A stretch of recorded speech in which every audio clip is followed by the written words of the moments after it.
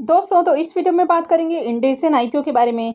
तो मंडे को इस आईपीओ की लिस्टिंग होने वाली है। तो चलिए जानते हैं कि आईपीओ की लिस्टिंग वाले दिन आपकी क्या स्ट्रेटेजी होनी चाहिए। इसको होल्ड करना है या फिर इसमें प्रॉफिट बुक कर लेना चाहिए। तो चलिए वीडियो को शुरू करते हैं। लेकिन इससे पहले कि मैं वीडियो को शुरू करूँ, अगर आप इस चैनल पर पहली बार विजिट कर रहे हैं या फिर आपने चैनल अब तक सब्सक्राइब नहीं किया है तो चैनल को सब्सक्राइब कर लें और वीडियो को भी लाइक कर दें। तो इंडेसियन आईपीओ की लिस्टिंग 13 मई यानी कि मंडे को होने वाली है। आईपीओ में बुकिंग प्राइस 452 रुपये है और 33 शेयर्स का लॉट है। आईपीओ के साइज को देखें तो आईपीओ काफ़ी बड़ा है, यानी कि 1841 करोड़ का ये आईपीओ है। तो आईपीओ की लिस्टिंग वाले दिन क्या स्ट्रेटजी होनी चाहिए, तो ये जानने से पहले एक बार चलिए हम कंपनी के बारे में जान लेते हैं कि ओवरऑल कंपनी का बिजनेस कैसा है। तो कंपनी का अगर बिजनेस की बात करें तो ये जो कंपनी है ये लाइफ साइंस वाले इंडस्ट्रीज़ को डिजिटल सर्विसेज ऑफर करती हुई देखने को मिलती है। तो यहाँ पर company drug development, clinical trials, regulatory submission, pharmacovigilances, complaint management, sales और मार्केटिंग सपोर्ट, तो काफ़ी सारे जो कंपनियां हैं तो इनको इन सब चीज़ों के अंदर असिस्ट करती हुई देखने को मिलती हैं। तो ओवरऑल कंपनी का जो बिजनेस है वो आपको अच्छा देखने को मिलता है। और एक तरह से देखा जाए तो इस कंपनी की मार्केट के अंदर मोनोपोली देखने को मिल रही है, यानी कि इस तरह की दूसरी कंपनी मार्केट के अंदर आपको देखने को नहीं मिलती है।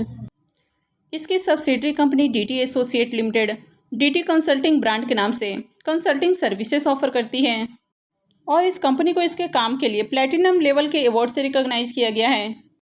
तो इनको आरोग्य वर्ल्ड इंडिया ट्रस्ट की ओर से 2023 में ही healthy work place conference and award से रिकॉग्नाइज किया गया है। और कंपनी के जो सर्विसेज हैं वो वर्ल्ड वाइड आपको देखने को मिल जाते हैं। तो ओवरऑल कंपनी का बिजनेस काफ़ी बढ़िया है। कंपनी के फाइनेंशियल को देखें तो कंपनी के फाइनेंशियल भी बढ़िया देखने को मिल रहे हैं। कंपनी के एसेट और रेवेन्यू के अंदर लगातार जंप देखने को मिली है। कंपनी साल दर साल बढ़िया प्रॉफिट भी बना रही है। कंपनी के नेटवर्थ और रिजर्व भी ईयर ऑन ईयर बढ़ते हुए देखने को मिले हैं।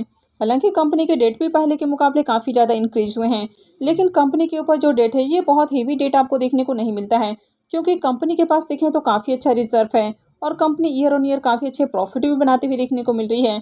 तो ओवरऑल कंपनी के फाइनेंशियल काफ़ी बढ़िया है। इसके मार्केट कैप को देखें तो 10,000 करोड़ से भी ऊपर इसका मार्केट कैप देखने को मिल जाता है और इसका एंकर लिस्ट भी इसी कारण आपको बढ़िया देखने को मिला है। तो इसके एंकर लिस्ट को देखें तो आईपीओ के एंकर लिस्ट में भी आपको बहुत सारे नाम देखने को मिल रहे हैं। और अगर इसमें टोटल एंकर इन्वेस्टर्स के नाम की बात करें तो टोटल इसमें 36 एंकर इन्वेस्टर्स आपको देखने को मिले हैं।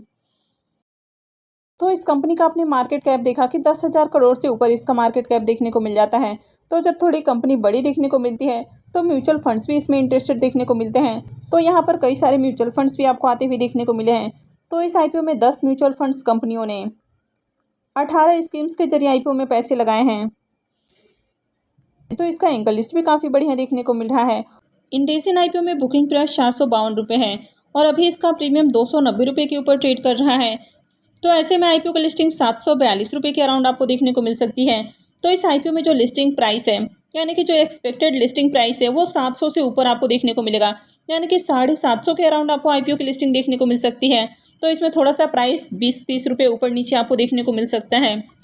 अब यहाँ पर अगर लिस्टिंग गेन की बात करें तो आईपीओ में 33 शेयर्स का लॉट है और अभी इसका प्रीमियम 290 रुपये के ऊपर ट्रेड कर रहा है।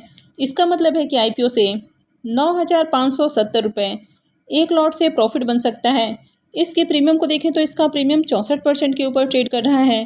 तो इसका प्रीमियम भी काफ़ी हाई प्राइस के ऊपर देखने को मिल रहा है। तो आईपीओ से बढ़िया प्रॉफिट बनने वाला है।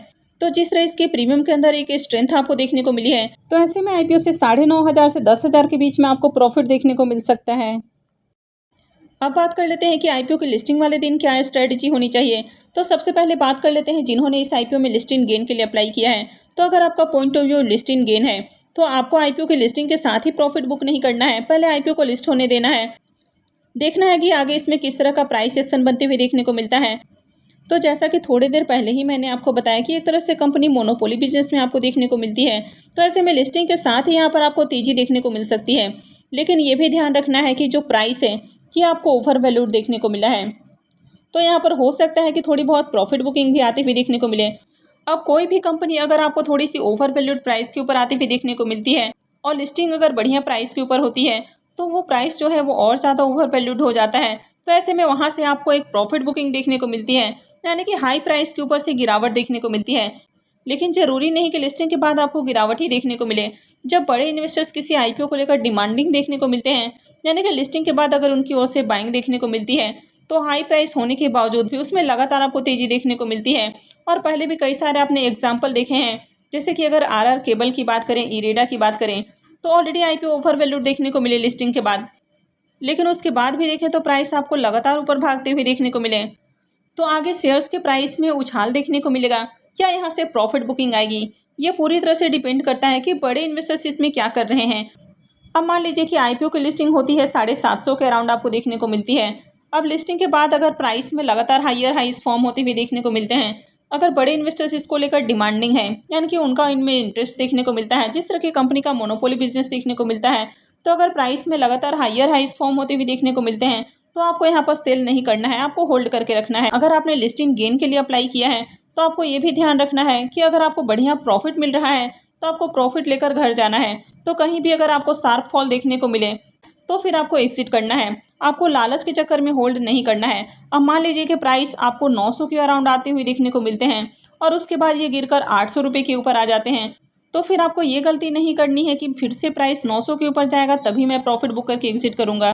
अगर आपको प्राइस 800 रुपये के ऊपर भी देखने को मिल रहा है तो भी आप काफ़ी बढ़िया प्रॉफिट में हैं, तो फिर आपको एग्जिट करने की कोशिश करनी चाहिए।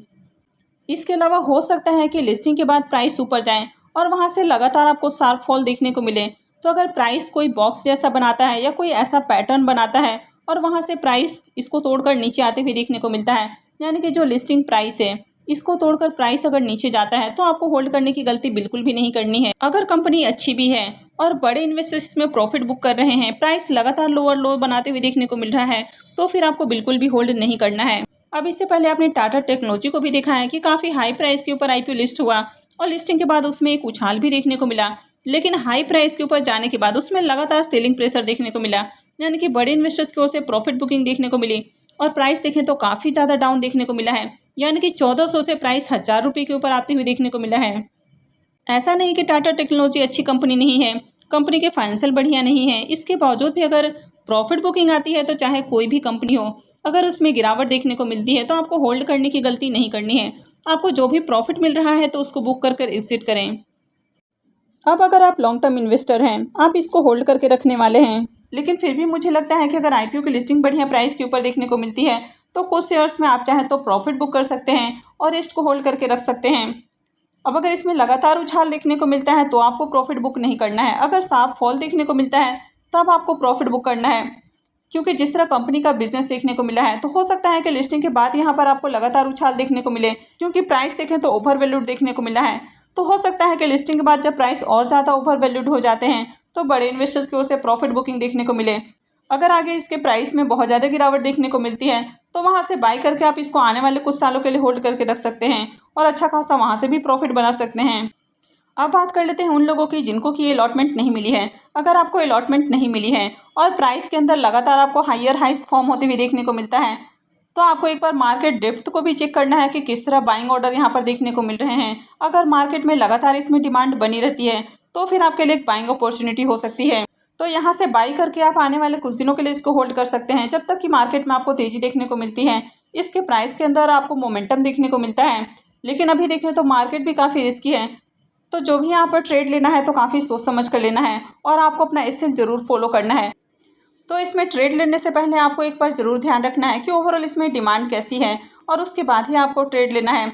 तो अगर इसमें आपको पॉजिटिव प्राइस एक्शन बनते हुए देखने को मिलता है, यानी कि लगातार हायर हाइस फॉर्म होते हुए देखने को मिलता है, या मान लीजिए कि लिस्टिंग के साथ ही प्राइस आपको एक ही रेंज में घूमते हुए देखने को मिलता है, अगर कोई इस तरह का भी पैटर्न फॉर्म होता है और उसके बाद प्राइस इस बॉक्स को तोड़कर ऊपर जाते हुए देखने को मिलता है, तो भी आपके लिए एक बाइंग अपॉर्चुनिटी हो सकती है। तो यहाँ पर अगर आपको पॉजिटिव प्राइस एक्शन बनते हुए देखने को मिलता है तो ही आपको इसमें बाइंग करनी है और एसएल को जरूर फॉलो करना है। और अभी आपको ये भी ध्यान रखना है कि मार्केट से मोमेंटम गायब है, यानी कि ज़्यादा स्ट्रेंथ मार्केट के अंदर आपको देखने को नहीं मिल रही है।